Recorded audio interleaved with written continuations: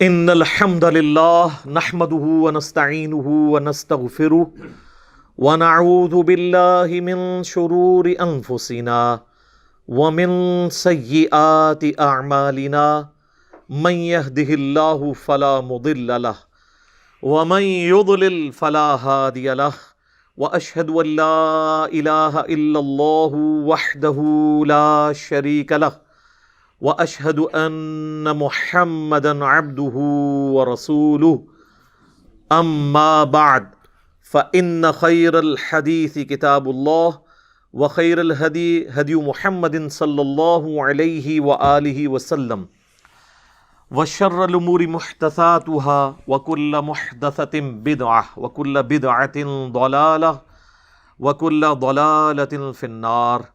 اعوذ باللہ السمیع العلیم من الشیطان الرجیم من ہمزہ ونفخہ ونفثہ. بسم اللہ الرحمن الرحیم. رب اشرح لی صدری ویسر لی امری واحلل عقدۃ من لسانی یفقہوا قولی. بسم اللہ الرحمن الرحیم. ان اللہ وملائکتہ یصلون علی النبی یا ایہا الذین آمنوا صلوا علیہ وسلموا تسلیما. اللہم صل علی محمد وعلی آل محمد کما صلیت علی ابراہیم وعلی آل ابراہیم انک حمید مجید. اللہم بارک علی محمد وعلی آل محمد کما بارکت علی ابراہیم وعلی آل ابراہیم انک حمید مجید. اللہم ربنا آتنا فی الدنیا حسنۃ وفی الآخرۃ حسنۃ وقنا عذاب النار. ربنا آتنا من لدنک رحمۃ وہیئ لنا من امرنا رشدا. لا الہ الا انت سبحانک انی کنت من الظالمین. حسبنا اللہ ونعم الوکیل. یا حی یا قیوم برحمتک استغیث ولا حول ولا قوة الا باللہ العلی العظیم. آمین. الحمدللہ آج 7 فروری 2021 کو قرآن کلاس نمبر 66 میں سنڈے کے دن ہم انشاءاللہ تعالی سورۃ النساء کی صرف 2 آیات کور کریں گے. دونوں آیات لمبی ہیں اور اس میں کچھ کرٹیکل ٹاپکس ہیں جن کو میں نے ڈسکس کرنا ہے ان ڈیپتھ. آیت نمبر 23 اور آیت نمبر 24. آیت نمبر 23 جو ہے یہ سورۃ النساء میں پارہ نمبر 4 کی آخری آیت ہے اور آیت نمبر 24 سورۃ النساء میں پارہ نمبر 5 کے اندر پہلی آیت ہے. اور ان دونوں آیات کے اندر 2 کرٹیکل ٹاپکس ڈسکس ہوئے ہیں. ان کو انشاءاللہ میں ان ڈیپتھ ڈسکس کروں گا. 23 نمبر آیت میں جو محرمات ابدیہ ہیں، ہمیشہ کے لیے جو رشتے حرام ہو چکے ہوئے ہیں، جن کے ساتھ نکاح نہیں ہو سکتا، ان کو انشاءاللہ ڈسکس کریں گے. اسی کانٹیکسٹ میں داماد اور ساس کے حوالے سے لوگ سوال کرتے ہیں، سسر اور بہو کے حوالے سے. ان کو ہم عربی میں کہتے ہیں مساہرت کا رشتہ، سسرالی رشتے. ایون اب تو معاملات اتنے بگڑ چکے ہیں کہ ہم سے تو لوگوں نے یعنی باپ بیٹی والا بھی سوال یہاں پہ ہماری اکیڈمی میں بعض اوقات آ جاتا ہے. وَلِعَوْذُ بِاللَّهِ تعالیٰ.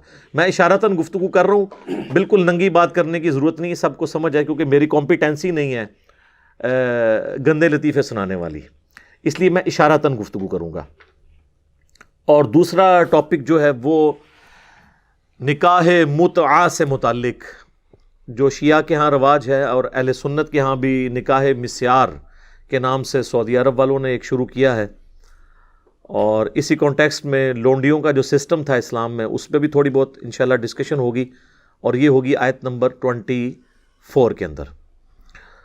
تو یہ چونکہ دونوں آیات کرٹیکل ہیں، دونوں میں کرٹیکل ٹاپکس ہیں، انشاءاللہ ہم اپنے آفیشیل جو چینل ہے یوٹیوب کا، اس پہ ان دونوں ٹاپکس کو الگ الگ کر کے بھی کلپس کی فارم میں اپلوڈ کریں گے. ایک تو کمبائنڈ فارم میں قرآن کلاس نمبر 66 اپلوڈ ہوگی انشاءاللہ کمپلیٹ لیکچرز والے چینل کے اوپر، اور جو ہمارا آفیشیل چینل ہے جس کے آلموسٹ سبسکرائبر 1.5 ملین ہونے والے ہیں الحمدللہ، اس کے اوپر ان کو الگ سے بھی ٹاپک بنا کے، تاکہ جب کوئی سرچ کرے تو یہ ٹاپکس آ جائیں انشاءاللہ تعالی۔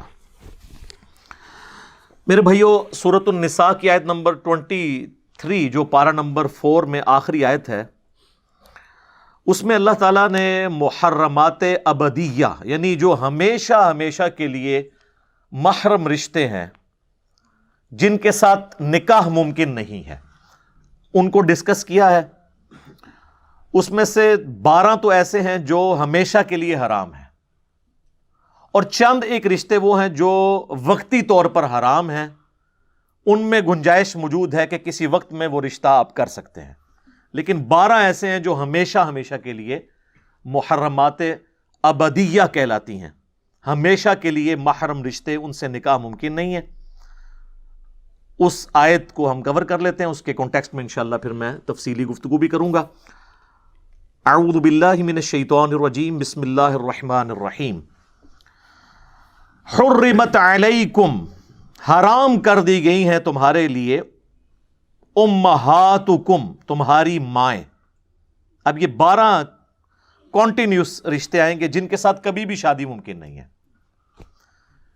اینڈ پہ جا کے ایک پاسبلٹی آئے گی جو وقتی طور پر، ٹیمپرری طور پر حرام رشتہ ہے، اور کچھ احادیث کے اندر بھی آئے ہیں، کچھ اگلی آیت کا تھوڑا سا حصہ اس میں بھی انشاءاللہ ڈسکس ہو جائے گا۔ حرام ہو گئیں تم پر تمہاری مائیں، وبناتکم، اور تمہاری بیٹیاں، واخواتکم، اور تمہاری بہنیں، وعماتکم، اور تمہاری پھپھیاں، یعنی والد کی جو بہنیں ہیں، سگی بہنیں، وخالاتکم، اور تمہاری خالائیں یعنی ماں کی بہنیں، وبنات الاخی، اور بھتیجیاں، تمہارے بھائی کی بیٹیاں، وبنات الاختی، اور تمہاری بہن کی بیٹیاں یعنی بھانجیاں، وَأُمَّهَاتُكُمُ اللَّاتِي أَرْضَعْنَكُمْ، اور وہ مائیں بھی جنہوں نے تمہیں دودھ پلایا ہے، یعنی جو رضاعت کا رشتہ ہے۔ یہ را کے اوپر زبر ہے، ایک رضا ہے جو نام بھی رکھا جاتا ہے، یہ ہے رضاعت، را ضاد الف عین تا، رضاعت عربی میں۔ رضاعت کے جو رشتے ہیں اس میں جو تمہاری مائیں ہیں جنہوں نے تمہیں دودھ پلایا ہے، وہ بھی تمہارے لیے حرام ہو گئی، اور اسی کے ساتھ ریلیٹڈ ہے وَأَخَوَاتُكُم مِّنَ الرَّضَاعَةِ، اور تمہاری وہ بہنیں بھی جو رضاعت کے رشتے سے تمہاری بہنیں بنتی ہیں، یعنی جس عورت کا تم نے دودھ پیا ہے اس کے ساری بہنیں، اس کی جو بیٹیاں ہیں وہ آپ کی بہنیں ہیں، لیکن یہ بہنیں صرف اسی بچے کی ہوں گی جس نے دودھ پیا ہے۔ یہ نہیں ہے کہ اس کے جو اپنے بہن بھائی ہیں وہ بھی اس کے ساتھ محرم والا معاملہ ہو جائے گا، نہیں، ان کا رشتہ ہو سکتا ہے، صرف اس ایک بچے کا رشتہ نہیں ہو سکتا جس نے اس عورت کا دودھ پیا ہے۔ اس کو کہتے ہیں رضاعت والا رشتہ۔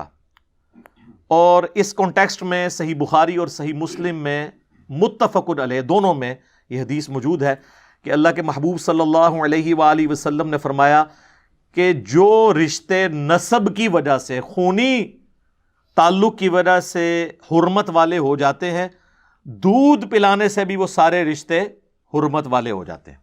یعنی جس طرح نسب اس طریقے سے حرمت بنا دیتا ہے نا رشتوں کی، دودھ بھی بنا دیتا ہے، لیکن اس میں وہ وراثت نہیں ان کو جائے گی، یہ وراثت کے اعتبار سے تو وہی صلبی رشتہ ہوگا، لیکن حرمت کے اعتبار سے دودھ اور خون کے رشتے میں کوئی فرق نہیں ہے۔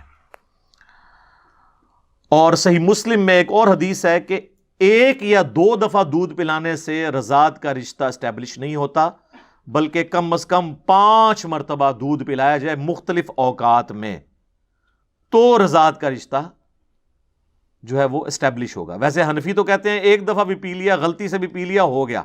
ہم سے بھی لوگ مسئلے پوچھ رہے ہوتے ہیں، بالکل غلط ہے۔ صحیح مسلم میں واضح حدیث ہے کہ کم از کم 5 دفعہ مختلف اوقات میں، 1 دفعہ تو حادثاتی طور پہ بھی ہو سکتا ہے، تو یہ تو نہیں کہ اب اس کی سزا اولاد کو آگے ملے، 5 دفعہ مختلف اوقات میں۔ اہل تشیع کے ہاں بھی یہی ہے کہ 1-2 دفعہ سے نہیں ہوگا، بلکہ نمبر آف ٹائم، اور یعنی اس طریقے سے پلایا جائے کہ اس کا پیٹ بھر جائے، 5 مواقع کے اوپر کم از کم صحیح مسلم میں حدیث موجود ہے۔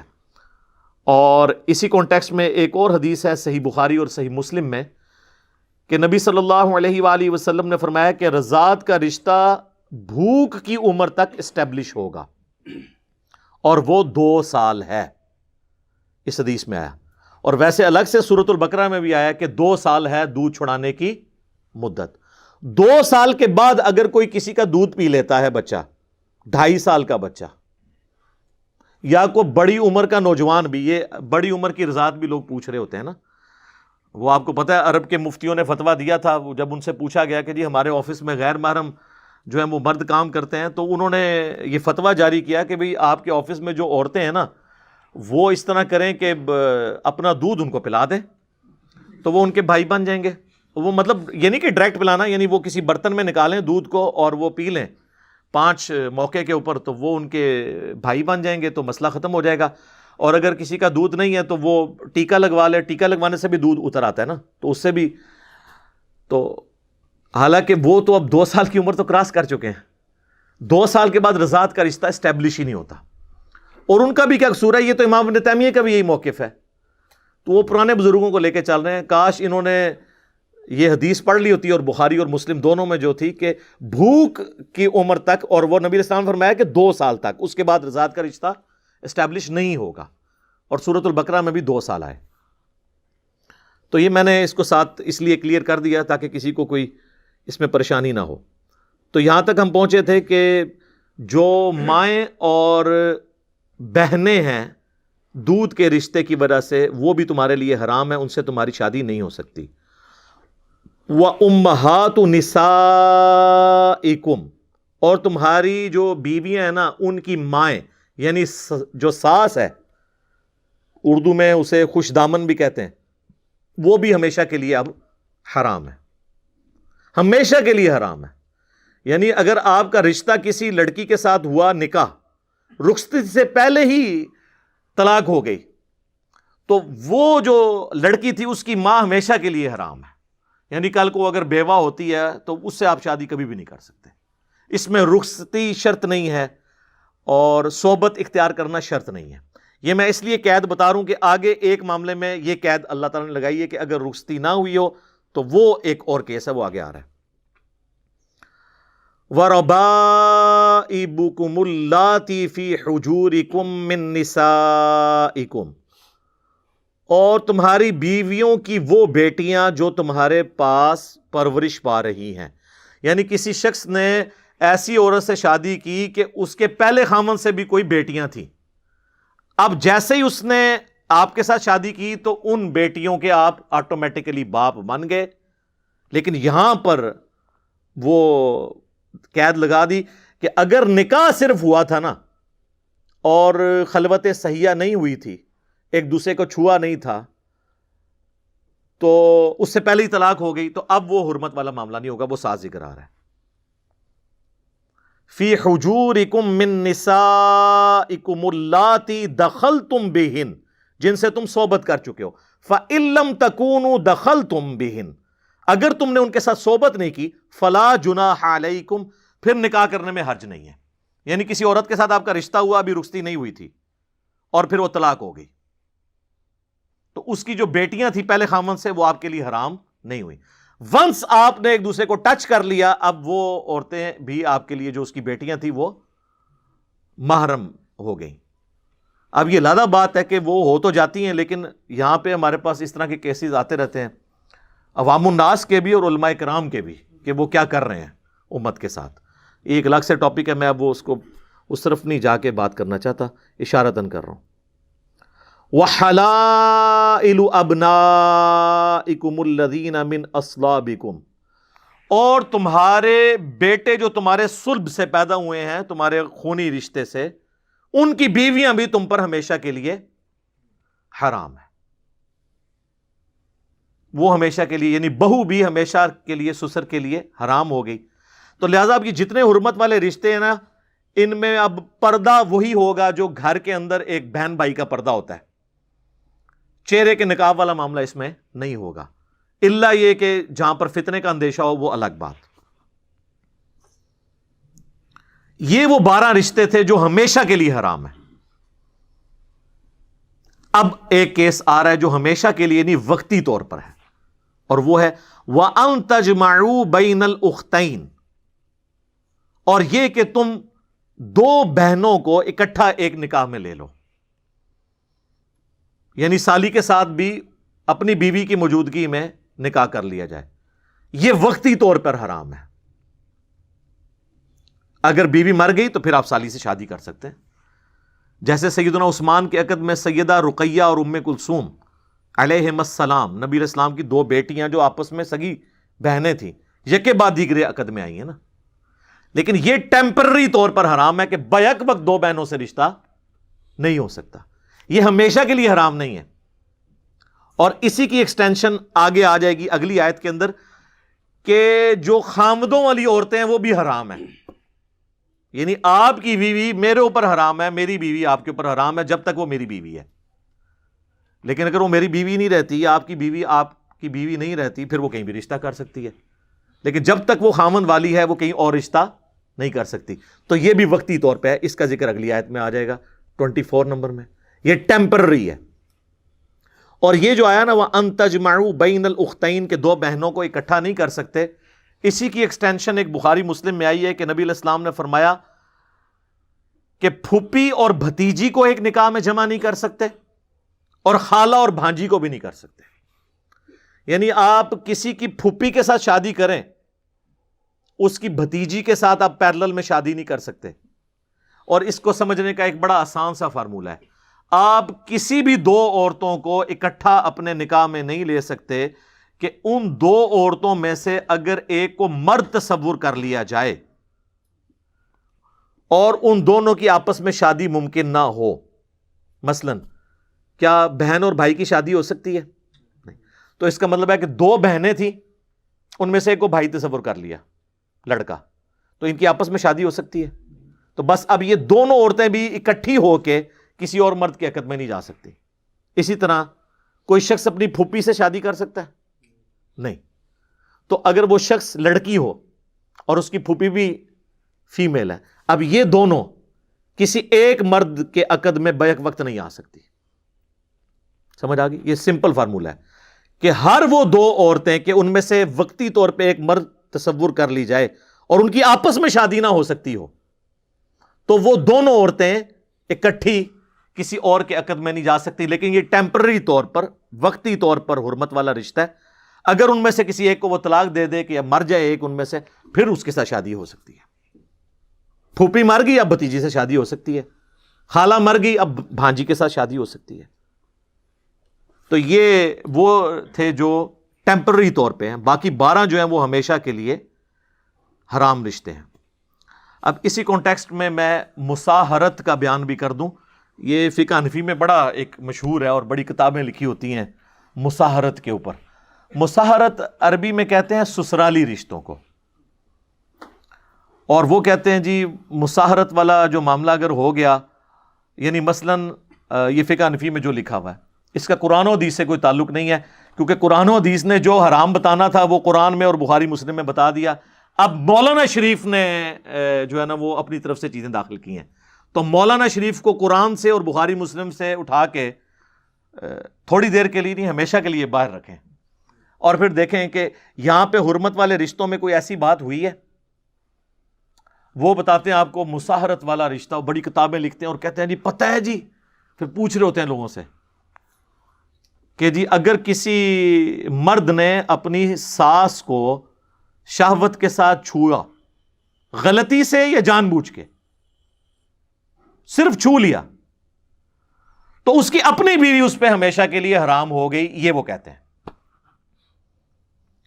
اور وہ کہتے ہیں کہ اس لیے کہ قرآن میں آیا ہوا ہے کہ جی وہ ساس تو اس پہ حرام تھی، لیکن قرآن میں یہ تو نہیں آیا کہ ساس کے ساتھ اگر وہ ایسا معاملہ کر لیتا ہے تو اس کی اپنی بیوی جو آلریڈی اس سے پہلے اس نے اپنے عقد میں لی تھی وہ نکل جائے گی. یہ زیادہ ایک حرام فعل ہوگا. اسی طریقے سے اگر کسی سسر نے چھو لیا اپنی بہو کو غلط نیت کے ساتھ، ویسے تو محرم تھے آپس میں، تو وہ کہتے ہیں وہ چھو لیا اور خامند بیچارہ بار محنت کر رہا ہے، وہ اس کے عقد میں سے اس کی بیوی نکل گئی. قصور پیو دا بھگت رہا ہوں. پنجابی کہتے ہیں خسم نانی کرے تے چٹی دو طرح پر ہے. اتنے جناب وہ پیو نے کام پایا ہے تو وہ کہتے ہیں کہ وہ بیٹے کے عقد سے اس کی بیوی نکل گئی، وہ بیٹا بیچارہ باہر ہے، اس کو پتہ بھی نہیں. اور اسی میں وہ آگے پھر کہتے ہیں کہ اگر کوئی باپ کسی لڑکی کا رات کے وقت اندھیرے میں اٹھا اور اس نے ہاتھ لگانا تھا اپنی بیوی کو، غلطی سے نیند میں، غلطی سے بھی، سر نوٹ کریں، غلطی سے بھی اپنی بیٹی پہ پڑ گیا تو اس کی اپنی بیوی ہمیشہ کے لیے اس پہ حرام ہوگی، ہمیشہ کے لیے، دوبارہ اب نکاح بھی نہیں ہو سکتا، جان بوجھ کے نہیں، غلطی سے بھی، تو جان بوجھ کے تو اب یہ سارے کے سارے معاملات چاہے جان بوجھ کے کسی نے کیا یا غلطی سے کیا، اس کی وجہ سے، اس حرام کام کی وجہ سے کوئی حلال رشتہ ہمیشہ کے لیے ختم نہیں ہوگا۔ وہ جو ختم ہونے والے تھے وہ یہ آ گئے یہاں پہ رشتے۔ جناب سورۃ النحل میں تو یہاں تک آیا ہے کہ اگر کسی شخص کے دل میں ایمان ہے اور جان بچانے کے لیے اسے مجبوراً کفر بولنا پڑتا ہے تو تب بھی اس کا ایمان نہیں جائے گا، اور جان بچانے کے لیے مجبوراً اسے حرام کھانا پڑتا ہے تو وہ مردار، بہتا ہوا لہو، خنزیر کا گوشت اور غیر اللہ پر کے نام پر جو چیز قربان کی گئی وہ بھی کھا سکتا ہے جان بچانے کے لیے، اس پہ ملامت نہیں ہوگی۔ اور یہاں پہ کہہ رہے ہیں کہ غلطی سے بھی ہو گیا تو ہمیشہ کے لیے یہ ہو گیا، اسے وہ کہتے ہیں مساہرت کا رشتہ۔ اور یہ بہت زیادہ سوال اور اس کے اوپر بڑے کلپس لوگوں نے بنا کے اپلوڈ کیے ہوتے ہیں اور وہ بتا رہے ہوتے ہیں، حالانکہ کہیں پر قرآن و حدیث میں موجود نہیں، اور پھر ہمیں کہہ رہے ہوتے ہیں کہ آپ قرآن و حدیث سے نکال کے بتائیں کہ جی جس میں لکھا ہو کہ رشتہ باقی رہے گا۔ یہ رشتے کو ختم کرنے کے لیے دلیل آپ نے دینی ہے، دعویٰ تو آپ نے کیا ہے، ہماری دلیل یہ ہے کہ قرآن نے حرمت والے جو رشتے بتانے تھے وہ بتا دیے، یہ بھی مسئلہ اس طرح ہوتا تو بتا دیتے۔ پھر بھی آپ کی تسلی کے لیے بتائیں کہ صحیح بخاری آپ کھولیں، کتاب النکاح چیپٹر نکال لیں اس میں امام بخاری نے باقاعدہ ایک پورا باب باندھا ہے اس حوالے سے، ابن عباس کے حوالے سے حدیث لی اور نیچے کئی ایک صحابہ اور تابعین کے اقوال لیے ہیں جس میں انہوں نے فقہ حنفی پہ رد کیا ہے کہ اس طرح اگر کوئی کر لیتا ہے تو اس کی اپنی بیوی فارغ نہیں ہوگی، یہ مساہرت والے رشتے کے اعتبار سے۔ تو امام بخاری نے صحیح بخاری میں یہ رد کیا ہے، مراد یہ فتنہ پرانا ہے اور امام بخاری نے اس کے اوپر رد کیا، حالانکہ امام بخاری نہ بھی رد کرتے، قرآن میں واضح نص موجود ہے۔ جب قرآن کہہ رہا ہے کہ حرمت والے رشتے یہ ہیں تو آپ اپنی طرف سے تو کوئی حرمت والا رشتہ تو نہیں بنا سکتے، یہ تو شریعت سازی ہے، یہ تو بدعت ہے۔ اب یہاں پر ایک اور مسئلہ بھی میں بتا دوں، صحیح بخاری اور صحیح مسلم میں ایک حدیث ہے کہ نبی علیہ السلام نے نکاح شغار کرنے سے بھی منع فرمایا ہے، جسے ہم اردو میں اور پنجابی میں وٹا سٹا کہتے ہیں، لیکن یہاں پر وٹا سٹا اور ہوتا ہے، جو ہمارے ہاں وٹا سٹا رائج ہے نا، یہ حرام نہیں ہے۔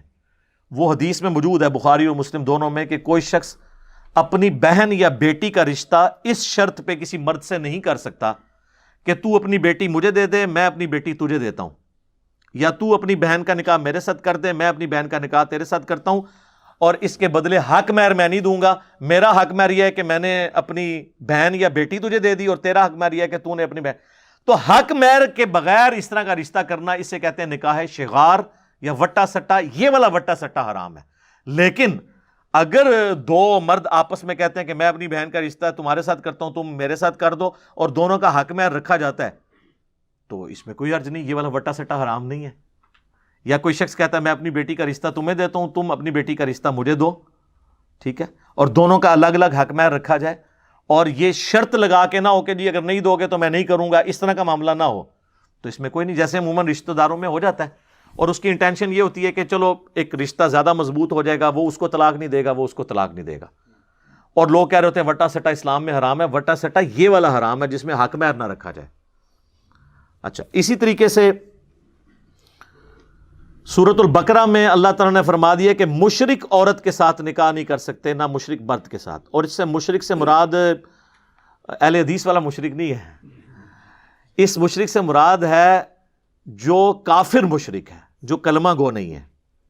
جو کلمہ گو مشرک ہے اس کا معاملہ الگ ہے، وہ مسلمان ہے، آپ کو ہم پابند نہیں کرتے کہ آپ ضروری کریں، وہ تو ابن ماجہ میں حدیث ہے اپنے کفر میں شادی کرو، ہم پلہ لوگوں میں، لیکن یہ مشورہ ہے، اگر کوئی ہم پلہ لوگوں میں نہ بھی کرے تو شادی تو ہو جائے گی، لیکن پریفریبل ہے کہ اپنے اسی خاندان کے اندر کی جائے، تاکہ عادتیں ملتی جلتی ہوتی ہیں، نبھنا آسان ہو جاتا ہے۔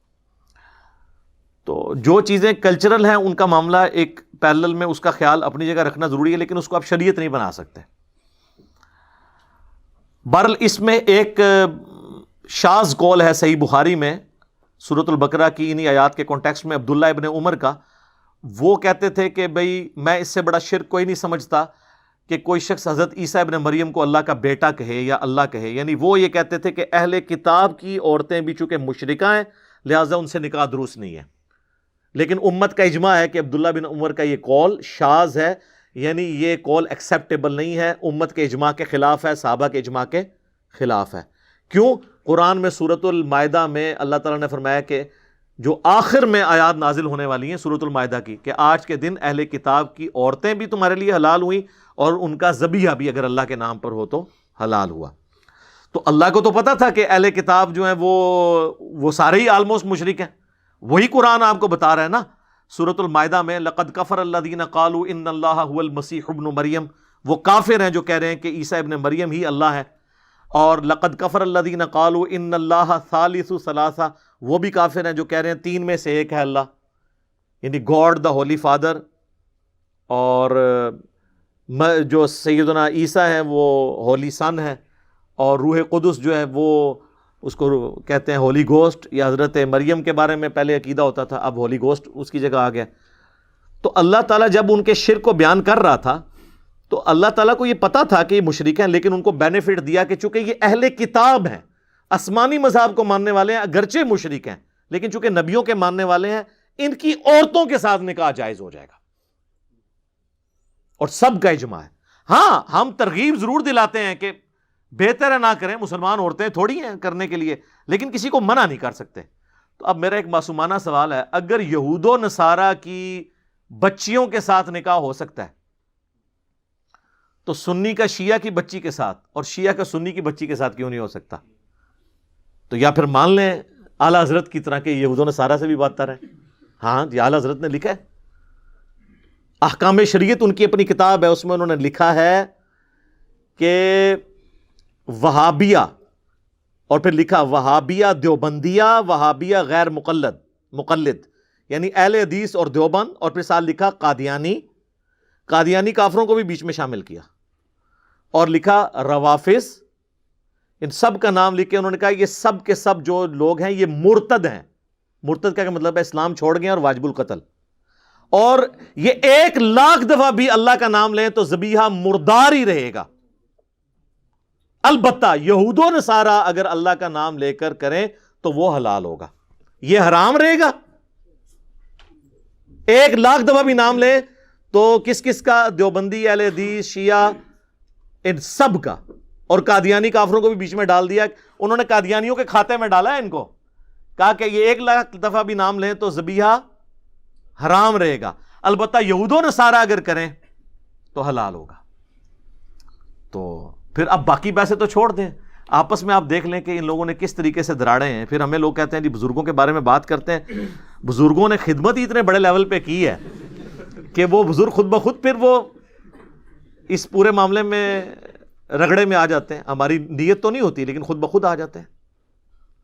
اور پھر ملفوظات اعلیٰ حضرت میں کہتے ہیں جی ان کے بیٹے نے جمع کیے ہیں. سر ان کے بیٹے نے جمع کیے ہیں جو مفتی اعظم ہند ہیں مصطفیٰ رضا خان نوری، جن کی نعت ہے تو شمع رسالت ہے عالم تیرا پروانہ، وہ بیٹا ہے ان کا جس نے ان کے ملفوظات جمع کیے ہیں. اور اس سے بڑی بات، ملفوظات کی جو پہلی جلد ہے نا، پہلا حصہ، وہ اعلیٰ حضرت نے خود پڑھا ہوا ہے اور اس پہ مور لگائی ہے کہ میں نے اسے لفظ بلفظ پڑھا ہے. تو پھر اعلیٰ حضرت کی اپنی ہوگی نا. اور پہلی جلد کے اندر ہی پہلا حصہ جو اعلیٰ حضرت نے خود پڑھا ہے، اس میں ان سے سوال ہوا ہے کہ اگر وہابی جماعت کروا رہے ہوں تو نماز ان کے پیچھے پڑھیں یا الگ؟ تو انہوں نے جواب دیا ان کی نماز نہ نماز ہے نہ جماعت ہے. سیدھا کھری گل جڑی ہے انہوں نے کر دی تھی. اور وہابی اعلیٰ حضرت دیوبند اور اہل حدیث دونوں کو کہتے ہیں، وہ میں آپ کو پہلے بتا چکا ہوں احکام شریعت میں سے. پھر وہ کہتے ہیں کہ وہابیہ کی مسجد میں نماز پڑھ سکتے ہیں دیوبند اور اہل حدیث کے. تو انہوں نے کہا، جواب دیا، کفار کی مساجد مثل گھر کے ہیں. کفار ڈائریکٹ لفظ لکھا، یعنی جس طرح کافر کی مسجد ہے نا تو گھر کے مثل ہے. یعنی وہ جو بخاری مسلم میں حدیث ہے کہ میرے لیے پوری کی پوری زمین پاک کر دی گئی ہے، میرا امتی جہاں چاہے نماز پڑھ سکتا ہے. تو یہ حدیث انہوں نے کوٹ نہیں کی، اشارتاً بات کر دی کہ جس طرح گھر میں بھی نماز ہو جاتی ہے اس طرح کفار کی مسجدوں میں بھی نماز ہو جائے گی. اور کفار انہوں نے یہود و نصارہ کو نہیں کہا، دیوبند اور اہل حدیث کو کہا۔ ابھی بات ختم نہیں ہوئی، پھر تیسرا سوال ان سے ہوا کہ یہ وہابی، دیوبند اور اہل حدیث جب اذان دے رہے ہوں تو ان کی اذان کا جواب دینا چاہیے۔ تو انہوں نے کہا کہ ان کی نہ اذان ہے، نہ نماز ہے، اور پھر کہا ان کی اذان بھی ان کی نماز اور جماعت کی طرح باطل ہے۔ بڑے وہ صحیح بات ہی انہوں نے کی، جب میں ان کی نماز ہی کہہ رہا ہوں نہیں ہوتی ہے تو اذان کی تو باطل ہے۔ البتہ جب اذان میں اللہ اور اس کے محبوب صلی اللہ علیہ وآلہ وسلم کے مبارک نام آئے تو آپ عز و جل یا جل جلالہ یا صلی اللہ علیہ وآلہ وسلم کہہ سکتے ہیں، باقی نہ ان کی اذان ہے، نہ نماز ہے، نہ جماعت ہے۔ بات ہی ختم کر دی۔ یہ ہے بزرگان دین کی خدمات۔ جب ہم ہائی لائٹ کرتے ہیں تو کہتے ہیں نہیں ہم سب ایک ہیں، کوئی مسئلہ نہیں ہے۔ تو انجینئر صاحب ویسے اختلافات، سر ایک ہیں تو پھر بتائیں کہ ہمارے بزرگوں نے جو کام ڈالا ہے یہ کام ان لوگوں نے ڈالا تھا، ہم ان سے لانے برات کرتے ہیں، پھر ہم یہاں تک نہیں رہیں گے، پھر ہم اگلی بات کریں گے کہ جنہوں نے کام ڈالا تھا اور لوگوں کو کافر کہا تھا، تو اب وہ جن کو کہا وہ تو نہیں تھے، تو پھر کافر کون ہوا؟ کہنے والا۔ تو یہ کون کہے گا کہ ہمارے بڑے بزرگ جو ہیں وہ کافر ہیں؟ تو ہر صورت میں پھنسیں گے۔ اور یہ میں بار بار اس لیے باتیں ہائی لائٹ کرتا ہوں تاکہ آپ کو پتہ چلے کہ وہ جو ہمارے پچھلے دنوں ہمارے ایک بابا جی جو فوت ہو گئے ہیں، اللہ تعالیٰ ان کی غلطیوں سے درگزر کرے، تو وہ انہوں نے مرنے سے کچھ عرصہ پہلے ہی 9 نومبر 2020 کو انہوں نے بادشاہی مسجد جو دیوبندیوں کے پاس ہے اس کے باہر مزار اقبال کے اوپر تقریر کرتے ہوئے جب مغرب کی اذانیں شروع ہوئیں تو انہوں نے کہا چلو جی اٹھو جی، انہاں دی کیڑی گل ہے، یہ تے سوراں دے سور نے یعنی ان کی اذان تو اذان ہے ہی نہیں ہے۔ تو وہ کہتے ہیں ڈبنگ ہو گئی یہ وہ، تو یہ تو اعلیٰ حضرت کی تو اپنی کتاب میں لکھا ہوا ہے جو انہوں نے لفظ بلفظ پڑھی ہے، تو اعلیٰ حضرت تو ان سے بڑی ہستی ہیں، انہوں نے تو اس سے بڑی بات کر دی ہے۔ کہنا انہاں بڑے دے اخلاص منگو تو بڑے بڑے لوگ ہم گداواں نو خیر پا ہی دیں گے۔ چلو جی چلیے، او بھابیاں دی اذان اے تے کڑا دے اے تے سور دے سور چلو چلیے۔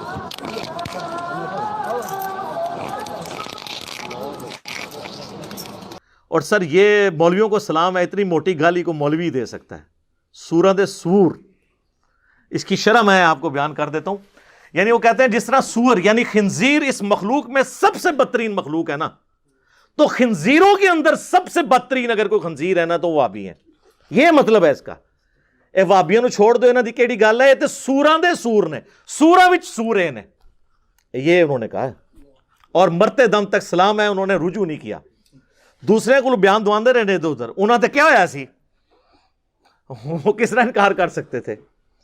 تو اب دیکھ لیں امت کو انہوں نے کہاں پر پھینکا ہے۔ خیر میں نے یہ ساری باتیں اس لیے کی کہ کسی کو کوئی وہم رہ گئے تو وہ نکل جائے اس حوالے سے، تو میں نے موٹی موٹی باتیں جو اس سے ریلیٹڈ تھی وہ کور کر دی ہیں۔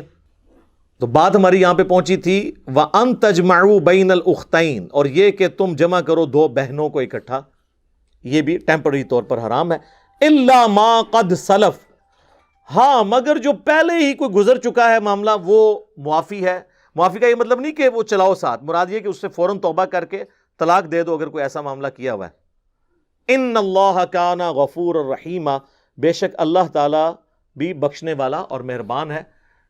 تو تم اپنے اوپر اس کی مہربانی کو کماؤ اپنے لیے اور اس پچھلے گناہ سے توبہ کر لو۔ تو یہ ہمارا یہ ٹاپک کور ہوا اس حوالے سے جو محرمات ابدیہ ہیں، اور اسی کانٹیکسٹ میں نے مساہرت والا جو ایشو تھا اس کو بھی ایڈریس کر دیا الحمدللہ۔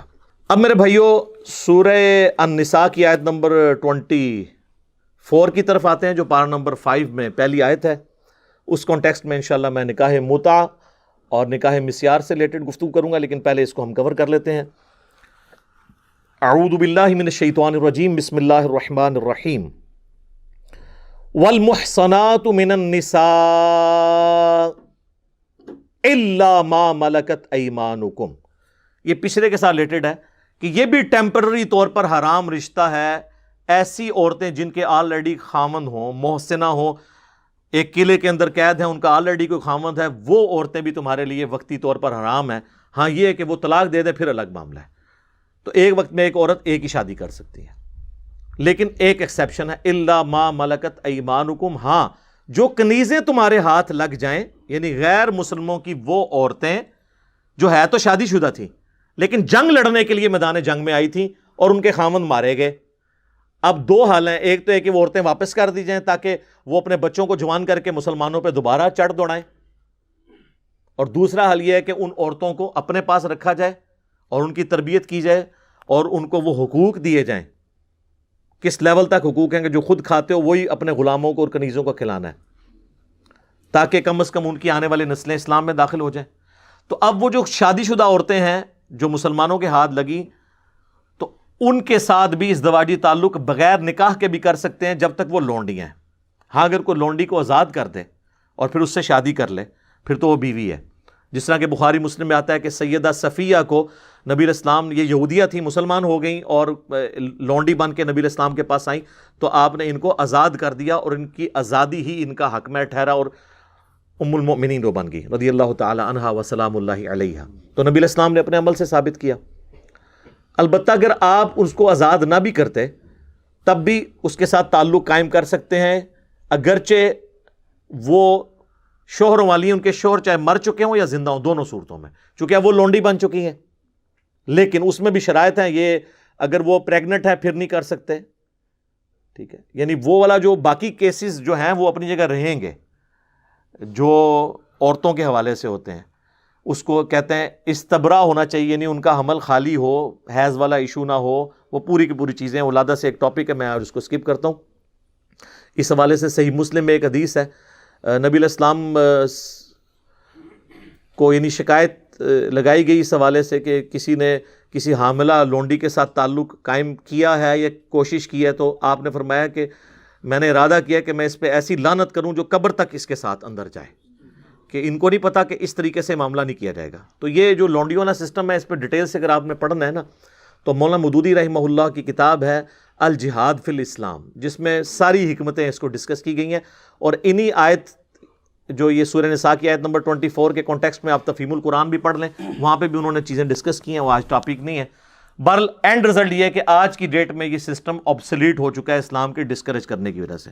آج کوئی لونڈیوں والا سسٹم باقی نہیں ہے کہ کوئی پیسے دے کے تو کوئی علاقہ غیر سے یا وہ کے پی سے جا کے عورت خرید کے لے آئے یا کوئی فلپائن والی عورت خرید کے لے آئے. نہیں, وہ نہیں ہوگی, وہ زنا ہی ہوگا. اب یہ سسٹم آبسلیٹ ہو چکا ہے, یہ ختم ہو چکا ہے سسٹم, کیونکہ غلامی دنیا سے ختم ہو چکی ہے. اسلام نے جگہ جگہ آپ دیکھیں کئی ایک گناہوں کے کفارے کے طور پر غلام کو آزاد کرنے کی ترغیب دلائی. آہستہ آہستہ ایسا ڈسکریج ہوا, یہ سسٹم ختم ہو گیا الحمدللہ.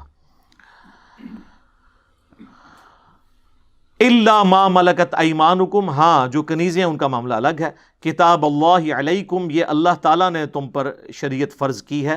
وَأُحِلَّ لَكُم مَّا وَرَاءَ ذَلِكُمْ, اور تم پر حلال کر دی گئی ہیں ان کے سوا تمام عورتیں. یعنی یہ جو حرمت والے 12 رشتے پچھلی آیت میں بیان ہوئے, آیت نمبر 23 میں, جو محرمات ابدیہ ہیں, اور کچھ ایسے جو وقتی طور پر حرام ہیں, جیسے 2 بہنوں کو اکٹھا جمع کرنا, پھوپھی اور بھتیجی کو اور خالہ اور بھانجی کو جمع کرنا, یا جس عورت کی آلریڈی شادی ہے اس کو آپ اپنے عقد میں نہیں لے سکتے. یہ ٹیمپرری کو بھی اور پرماننٹ چھوڑ کے, ان کے علاوہ دنیا کی ہر عورت تمہارے لیے حلال ہے کہ تم اس کے ساتھ شادی کر سکتے ہو. تو آپ دیکھ لیں, حرام بہت تھوڑا ہے, حلال بہت زیادہ ہے, بشرطے کہ آپ کو رشتہ مل جائے. ٹھیک ہے. ما وراء ذالکم, اس کے سوا سب کے سب آپ کے لیے حلال ہیں بشرطے کہ رشتہ ہو جائے. ان تبتغوا باموالکم محسنین غیر مصافحین, کہ تم اپنے مال کے ذریعے ان کے ساتھ رشتہ قائم کرو. یعنی حق مہر کے عوض ہی نکاح ہوتا ہے نا, ورنہ تو نکاح ہو ہی نہیں سکتا. پاک دامن بنتے ہوئے, یعنی مقصد جو ہے وہ میاں بیوی کے ذریعے خاندان کو وجود دینا ہو. غیر مصافحین, محض شہوت رانی مقصد نہ ہو. مقصد کیا ہے؟ گھر بسانا. مقصد کیا ہے؟ اولاد کی پرورش اور ایک خاندانی نظام کو وجود بخشنا.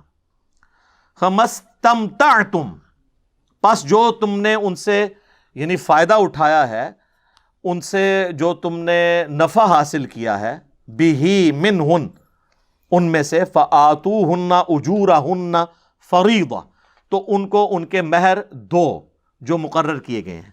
اب یعنی حق مہر کے بغیر نہیں, اگر وہ حق مہر آپ نے جو ان کے ساتھ طے کیا تھا آپ نے نہ دیا تو عورت آپ کے لیے حلال نہیں. ہاں وہ خود چھوڑ دے علیحدہ بات ہے, یہاں پہ اور آسان رکھا گیا، معجل تھوڑا سا رکھ لیتے ہیں، غیر معجل کہتے ہیں بعد میں ہم دے دیں گے. ان کو پتا ہوتا ہے کون سا دینا ہے، دینا ہوتا ہے سر وہ آپ نے، یا لکھوائی تھوڑا، جب زیادہ لکھوایا تو وہ آپ نے دینا ہوگا، الا یہ کہ وہ عورت خود معاف کر دے.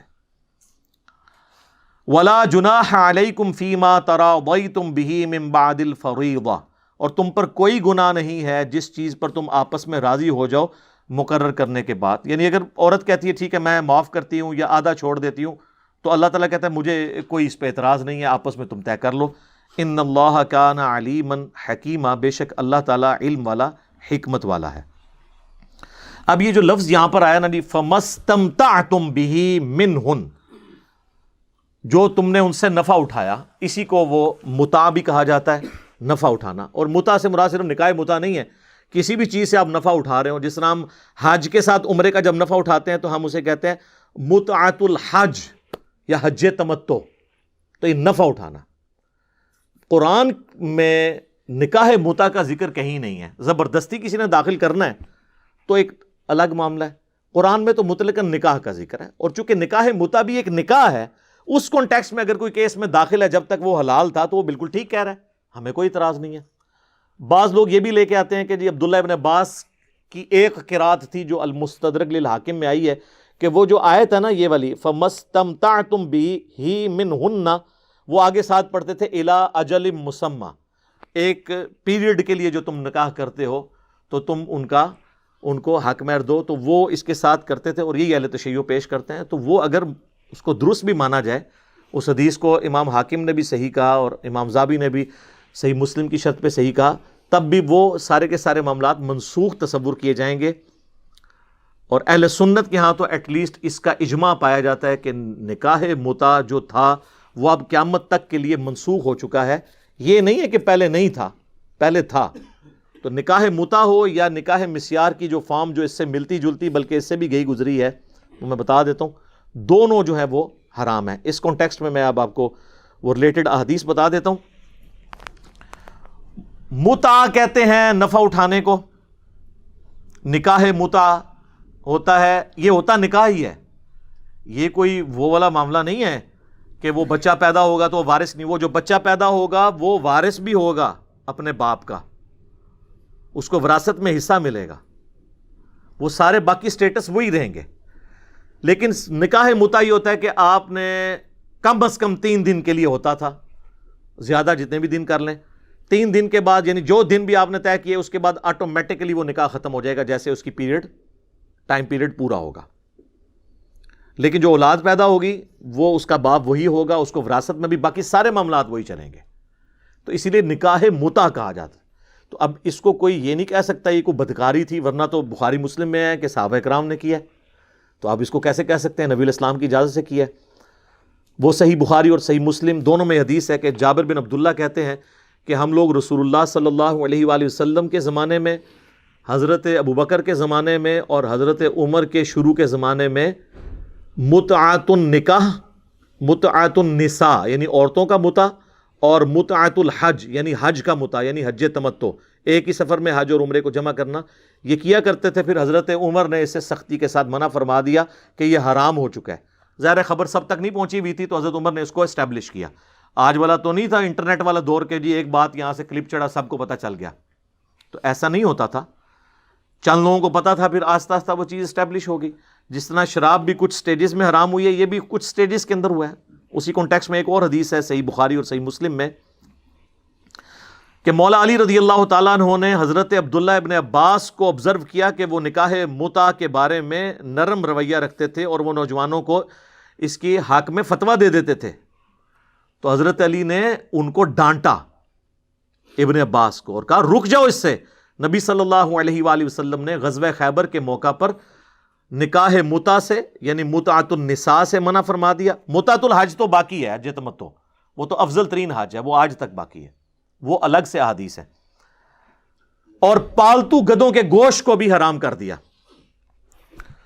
البتہ یہ بات ٹھیک ہے کہ صحیح بخاری میں آتا ہے کہ ابن عباس فتویٰ ہمیشہ یہی دیتے تھے کہ یہ جائز ہے، لیکن صحیح بخاری میں موجود ہے جب ان کے غلام نے کہا کہ یہ اس صورت میں ہے کہ جب کوئی شخص سفر میں ہو یا عورتوں کی کمی ہو جائے اور مجبوری میں کہیں پہ معاملہ ہو جائے جہاد کے دوران، تو عبداللہ بن عباس نے کہا ہاں میں بھی اسی صورت میں اسے جائز سمجھتا ہوں، عام حالت میں نہیں ہے۔ اور سر حیران کن بات آپ کو بتاؤں، شیعہ بھی عام حالت میں نکاح متع کو حرام سمجھتے ہیں۔ جن کی بیویاں ہیں ان کے لیے نہیں وہ کہتے متع کریں، جی وہ یہ کہتے ہیں آپ جہاد میں گئے ہیں یا دوسرے ملک چلے گئے جہاں آپ اپنی بیوی نہیں ساتھ لے کے جا سکے تو وقتی طور پر نکاح کر لیں، مطلقاً نہیں ہے جس طرح پبلک میں مشہور ہے۔ اور یہ ابن عباس کا بھی موقف تھا، لیکن یہ ابن عباس کا موقف شاذ ہے، صحابہ کے اجماع کے خلاف ہے۔ اور اس حوالے سے امام بخاری نے بھی پورا چیپٹر باندھا ہے اور باقاعدہ اپنا قول بھی لکھا ہے کہ نکاح متع اب ہمیشہ کے لیے منسوخ ہو چکا ہے۔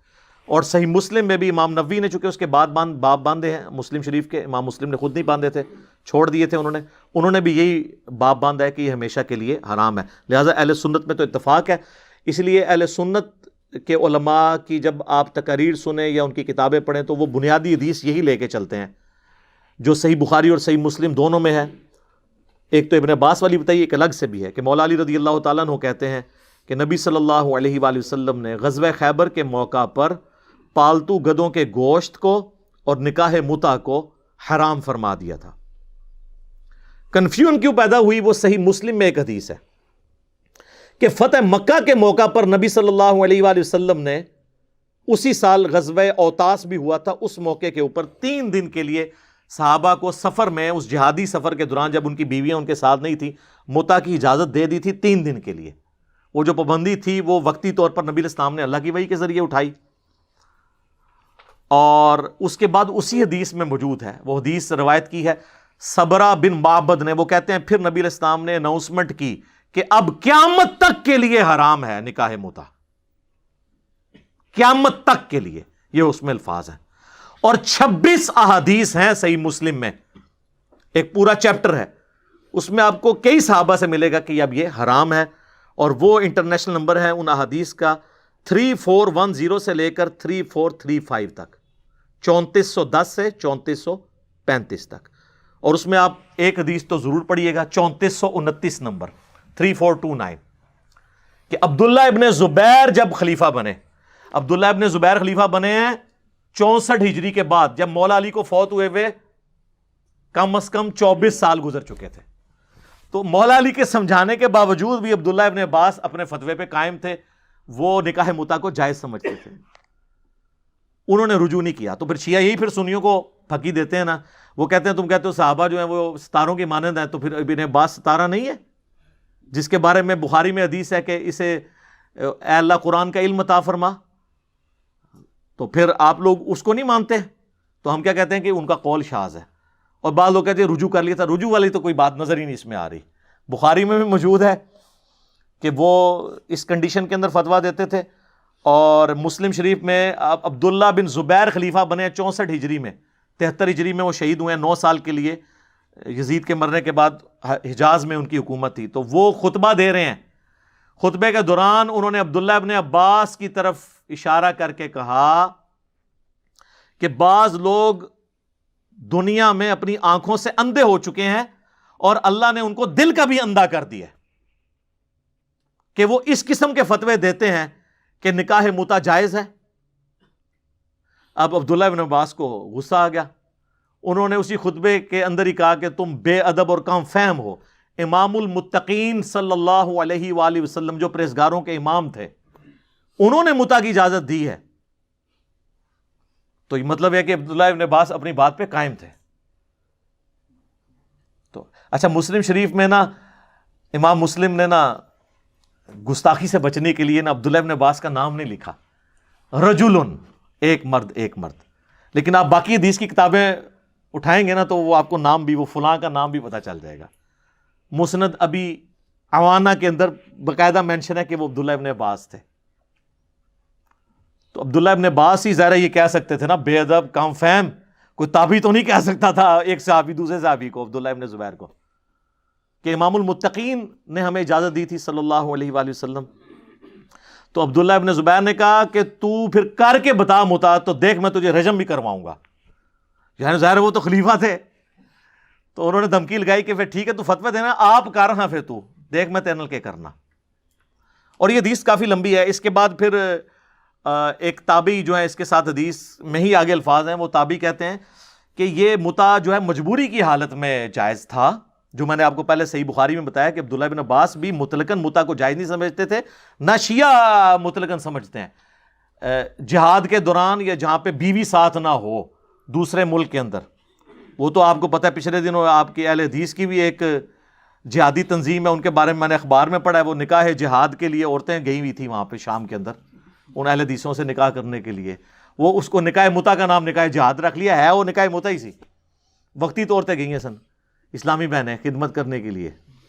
تو یہ حرام ہے, اب یہ معاملہ حرام ہو چکا ہے. جس طرح شراب اب ہمیشہ کے لیے حرام ہے, یہ حرام ہے. حضرت عبداللہ ابن عباس کے قول کو ہم درست نہیں مانتے. تو وہ صحیح مسلم کی حدیث میں وہ آتا ہے, وہ تابعی کہتے ہیں کہ جس طرح مردار کھانا مجبوراً جان بچانے کے لیے جائز ہو جاتا ہے, اس صورت میں جائز ہے, مطلقاً یہ جائز نہیں ہے.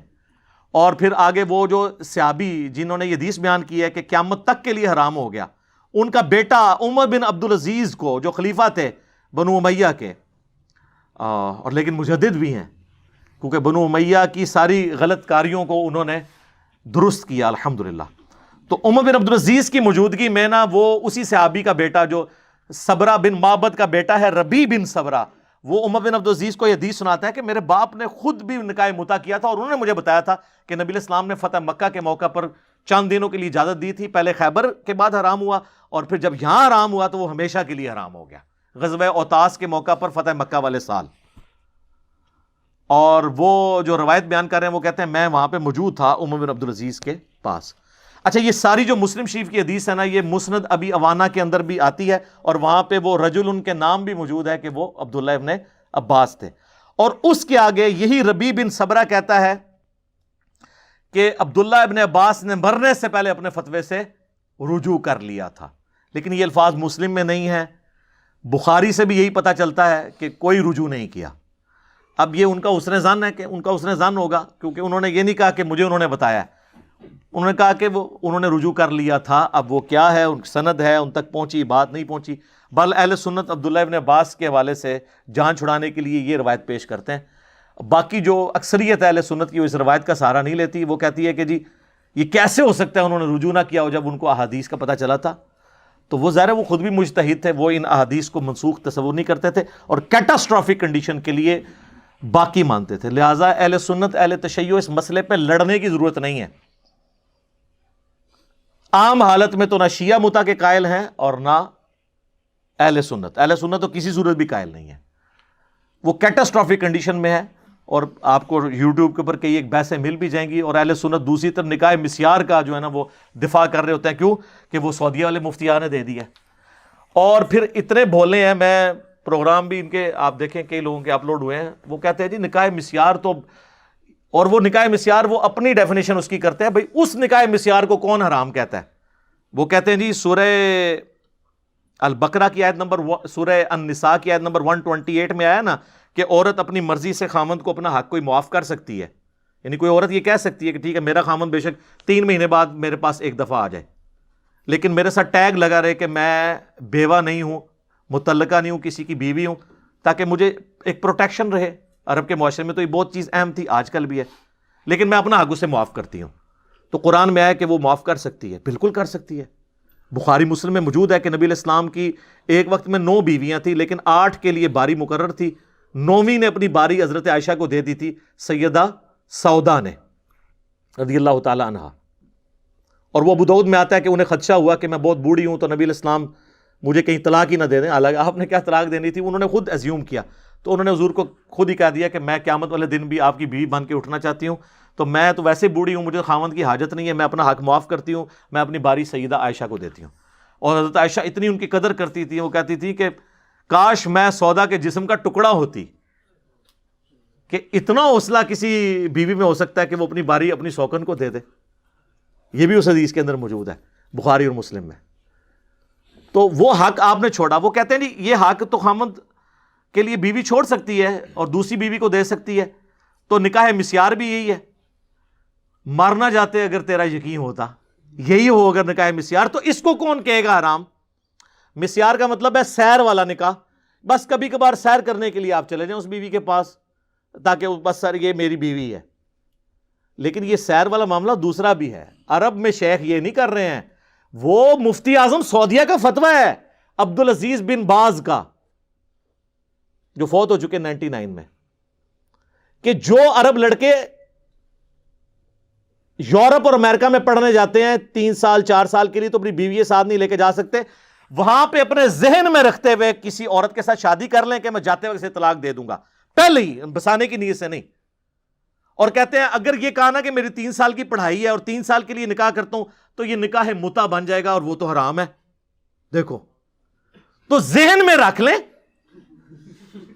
اب مجھے ایمانداری سے بتائیں, نکاح متع پھر زیادہ برا ہوا یا یہ والا سو کارڈ نکاح مسیار کے جس میں آپ دھوکہ بھی دے رہے ہیں؟ اس سے تو بہتر تھا اگر آپ نے چلنا ہی تھا تو 3 سال کے لیے کر لیتے. کہتے ہیں نہیں, خود ذہن میں رکھیں, اگر آپ نے ٹائم پیریڈ طے کیا تو وہ تو نبی نے حرام فرمایا ہوا ہے. وہی بات ہے کہ ماں باپ کو اف تک مت کو, گالیاں نکال لو, مار بھی لو, یہ وہی چیز ہے. اور یہ ہے وہ نکاح مسیار جسے ہم کنڈیم کرتے ہیں. اور پاکستان میں شیخ زبیر علی زئی رحمہ اللہ تعالیٰ کہتے تھے یہ زنا ہے. اور جس نکاح مسیار کا یہ لوگ دفاع کر رہے ہوتے ہیں اہل حدیث, اس کو کون حرام کہتا ہے؟ اسے کوئی بھی نہیں حرام کہتا, وہ تو قرآن میں اجازت ہے. نکاح مسیار خام خواہ جنون کا نام خرید رکھ دیا ہے. یہ اسی طریقے سے جب ہم بنو امیہ کو رگڑا لگاتے ہیں نا تو یہ کہتے ہیں وہ جی حضرت عثمان بھی بنو امیہ میں تھے. وہ بھائی حضرت عثمان کا تو ہم ذکر ہی نہیں کر رہے, ہم تو خلفائے راشدین کے بعد والی بنو امیہ کی بات کر رہے ہیں. تو وہ حضرت عثمان کے پیچھے چھپنے کی کوشش کرتے ہیں. یہاں پہ بھی مسیار کا جب ہم رد کرتے ہیں نا تو کہتے ہیں نہیں مسیار تو یہ ہوتا ہے, تو قرآن میں اجازت ہے جی, حضرت سودا نے بھی چھوڑ دیا. اور سر اس کی نہیں بات ہو رہی, یہ بات ہے. اور یہ پریکٹیکلی یہ کیس ہوا ہے. مجھے خود ایک اہل حدیث عالم نے 3 دن پہلے میری ان سے بات ہوئی اس ٹاپک پہ, تو انہوں نے کہا میرے تو یہ گھر کی بات ہے. وہ کہتے ہیں میرا بہت قریبی رشتہ دار ہے اور پاکستان لیول کے اہل حدیث عالم ہے, میں ان کا نام نہیں بتاتا. وہ کہتے ہیں میرے گھر کی بات ہے کہ سعودی عرب کا ایک نوجوان گیا فرانس میں پڑھنے کے لیے. اس نے وہاں پر فرانس کی کوئی شاہی خاندان جو چلتا آ رہا تھا اس کی کسی لڑکی کے ساتھ نکاح مسیار کر لیا. اور جب پڑھائی کے لیے واپس آیا, اس میں سے اس کا ایک بیٹا بھی پیدا ہوا. جب واپس آیا اسے طلاق دے آیا اور کہا جی میں نے تو مفتی اعظم سعودیہ کے فتوے پہ عمل کیا. اب شاہ عبداللہ کہیں فرانس گیا تو وہ لڑکی وہاں پہنچ گئی. سر وہاں تو پھر جوڈیشری آزاد ہے نا. انہوں نے شاہ عبداللہ کے سامنے پیش کیا کہ جی یہ آپ کی بہو ہے, لے کے جائیں اسے ساتھ. یہ کر گیا آپ کے ساتھ دھوکہ. شاہ عبداللہ نے کہا ٹھیک ہے تم آ جاؤ سعودیہ, تمہارا ویزا لگا. سعودیہ ہے, اس لڑکے کو بلا کے شاہ عبداللہ نے کہا جو پچھلے والے کنگ تھے کہ یہ تو تیری بیوی تھی. تو اس نے کہا جی میں تو مفتی اعظم کے فتوے پہ عمل کیا ہے. وہ مفتی سارے پاس ہی لہر ڈوبتے رہے. حالانکہ انہی کے لیول کے ان کے بعد جو مفتی اعظم تھے نا صالح العثیمین, انہوں نے بن باز کا رد کیا کہ اس کا یہ حرام ہے فتویٰ. وہ نہیں تھے اس فتوے کو جائز سمجھتے, وہی سعودیہ سے ہی ان کا رد ہوا. تو شاہ عبداللہ نے کہا بھائی اس کو بساؤ. اس نے کہا میں نے نہیں رکھنی. اور نقصان کیا ہوا, اس کا جو بیٹا تھا جو مسلمان تھا, اس کا نام اب میں نہیں بتاتا, پھر یہ پہنچ جائیں گے کس کی بات کر رہے ہیں, نام بھی مجھے پتا ہے. وہ اس نے اپنی بہن کو دے دیا, وہ اب آج عیسائی ہے اور جوان ہو چکا ہے. اور یہ جو اہل حدیث عالم کہتے ہیں کہ میرا بہت قریبی رشتہ دار, بہت ہی قریبی, اب وہ میں رشتہ بھی نہیں بتاتا ورنہ تب بھی یہ پہنچ جائیں گے, جو سعودی نیشنل تھا, اس نے پھر والنٹیئرلی پھر شاہ عبداللہ نے کہا یار کوئی تم میں سے اس سے شادی کر لے. تو اس نے پھر اس کے ساتھ شادی کی کہ یار ہماری عزت رہ جائے. اور اس کی وجہ سے اس فرینچ عورت کو نیشنلٹی بھی مل گئی. اور مزے کی بات, وہ آخری وقت تک ابھی بھی زندہ ہے, وہ سعودیہ میں رہ رہی ہے. اس نے اسلام نہیں چھوڑا, وہ مسلمان ہی ہے. اور مسلمانوں نے مفتیوں کے فتووں کے ساتھ یہ کیا ہے. یہ وہ فتویٰ ہے جس کو ہم حرام سمجھتے ہیں اور نکاح متع سے بدتر سمجھتے ہیں, اس طرح کے نکاح مسیار کو. اور آپ جس طریقے سے چھپنے کی کوشش کر رہے ہیں اس نکاح متع کو, پاگل ہے جو نکاح مسیار کو حرام کہے گا. وہ والا مسیار اور ہے, یہ مسیار اور ہے, سیر سپاٹے والا. ٹھیک ہے جی. اللہ تعالیٰ سے دعا جو حق بات میں نے کہی اللہ تعالیٰ ہمارے دلوں میں راسخ فرمائے. اگر جذبات میں میرے منہ سے کوئی غلط بات نکل گئی اللہ تعالیٰ ہمارے دلوں ہی سے محو کر دے, ہمیں معاف بھی فرما دے. ہمیں کتاب و سنت کی تعلیمات پر عمل کر کے دوسرے بھائیوں تک پہنچانے کی توفیق عطا فرمائے. سبحانک اللہم و بحمدک اشہد ان لا الہ الا انت استغفرک و اتوب الیک وما علینا الا البلاغ المبین. جزاکم اللہ خیرا.